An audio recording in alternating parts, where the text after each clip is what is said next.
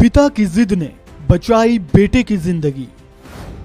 मुर्दाघर में शवों के बीच से ऐसे ढूंढ निकाला, कैसे देवदूत बनकर बालासोर पहुंचा एक पिता। जाको राखे साइया मार सके ना कोई, मतलब जिसके ऊपर भगवान का हाथ हो उसका कोई बाल भी बांका नहीं कर सकता। आपने इस कहावत से जुड़े कई किस्से कहानियां सुनी, पढ़ी और देखी होगी। उड़ीसा के बालासोर में हुए ट्रेन हादसे से भी एक ऐसी ही कहानी सामने आई है, जहां एक पिता की जिद के आगे मौत को भी हार माननी पड़ी और पिता ने अपने बेटे को नई जिंदगी दे दी। उड़ीसा ट्रेन हादसे की कई दर्दनाक और भयावह कहानियां सामने आ रही है। किसी के सिर से माँ बाप का साया उठ गया तो किसी का पूरा परिवार ही तबाह हो गया, और कुछ ऐसे भी थे जो गंभीर रूप से घायल होने के बाद भी जिंदगी की जंग जीत गए। इनमें से एक था 24 साल का विश्वजीत मलिक, जो मुर्दाघर तक पहुंचने के बाद भी जिंदा बच गया।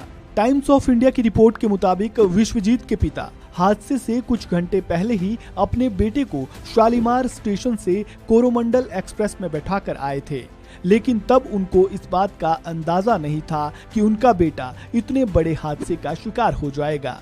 लेकिन कुछ ही घंटे बाद जब हादसे की खबर पिता तक पहुंची तो उनके पैरों तले जमीन खिसक गई।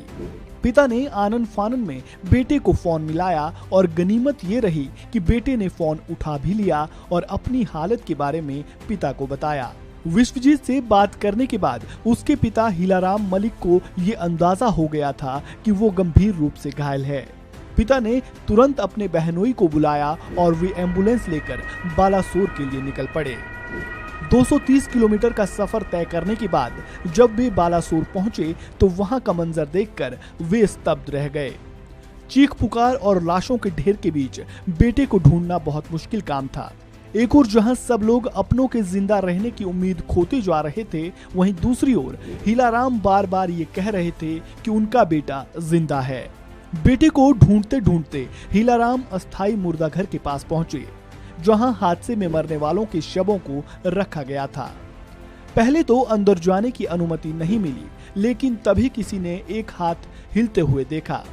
जब हीलाराम की नजर पड़ी तो उनको वो हाथ विश्वजीत के हाथ जैसा दिखाई दिया।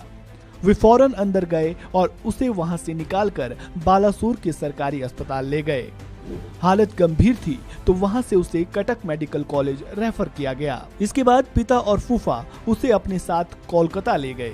अभी विश्वजीत का कोलकाता के SSKM अस्पताल में इलाज चल रहा है और वो खतरे से बाहर है।